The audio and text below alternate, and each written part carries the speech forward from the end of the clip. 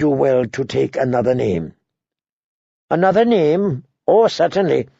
And when the faceless man come to kill me, I'll say, 'No, you have the wrong man. I'm a different dwarf with a hideous facial scar.'"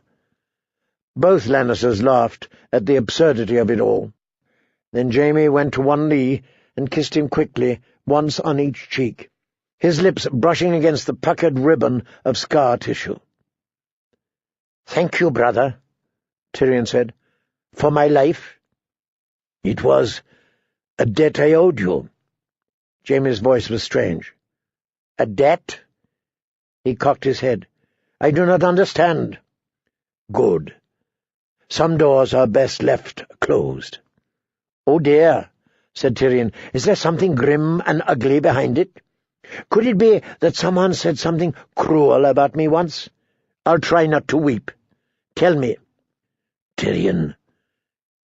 "Jaime is afraid." "Tell me," Tyrion said again. His brother looked away. "Tysha," he said softly. "Tysha?" His stomach tightened. "What of her?" "She was no whore. I never bought her for you. That was a lie that father commanded me to tell. Tysha she was what she seemed to be, a crofter's daughter, chance met on the road." Tyrion could hear the faint sound of his own breath, whistling hollowly through the scar of his nose. Jaime could not meet his eyes. "Tysha?" He tried to remember what she had looked like. A girl? She was only a girl, no older than Sansa. "My wife?" he croaked. "She wed me."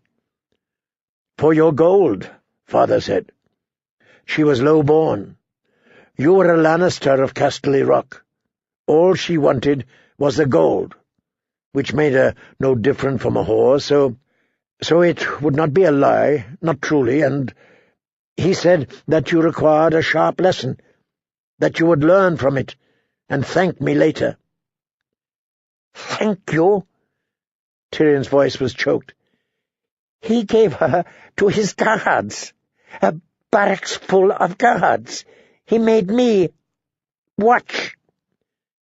"Aye, and more than watch. I took her too, my wife." "I never knew he would do that. You must believe me." "Oh, must I?"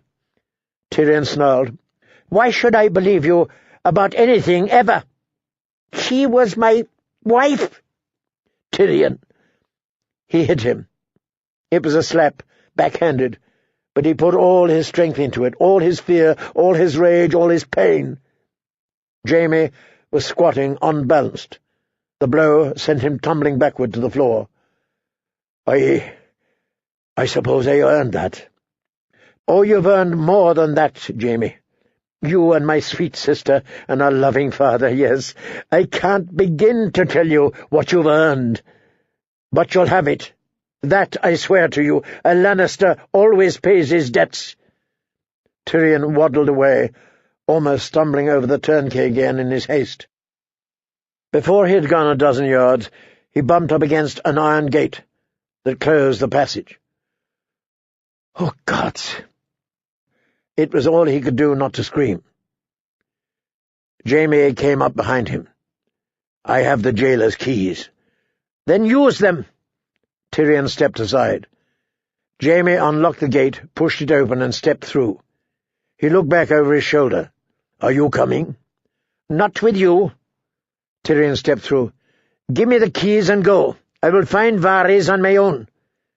He cocked his head and stared up at his brother with his mismatched eyes. "Jaime, can you fight left-handed?" "Rather less well than you," Jaime said bitterly. "Good. Then we will be well matched if we should ever meet again. The cripple and the dwarf." Jaime handed him the ring of keys. "I gave you the truth. You owe me the same. Did you do it? Did you kill him?" The question was another knife twisting in his guts. "Are you sure you want to know?" asked Tyrion. "Joffrey would have been a worse king than Ares ever was. He stole his father's dagger and gave it to a footpad to slit the throat of Brandon Stark. Did you know that?" I thought he might have. Well, a son takes after his father. Joff would have killed me as well, once he came into his power, for the crime of being short and ugly, of which I am so conspicuously guilty. You have not answered my question. You poor, stupid, blind, crippled fool. Must I spell out everything for you? Very well. Cersei is a lying whore. She's been fucking Lancel and Osmond Kettleblack and probably Moonboy, for all I know. And I am the monster they all say I am. Yes, I killed your vile son. He made himself grin. It must have been a hideous sight to see, there in the torchlit gloom. Jaime turned without a word and walked away. Tyrion watched him go, striding on his long, strong legs, and part of him wanted to call out to tell him that it wasn't true, to beg for his forgiveness. But then he thought of Tysha, and he held his silence. He listened to the receding footsteps until he could hear them no longer, then waddled off to look for Varys.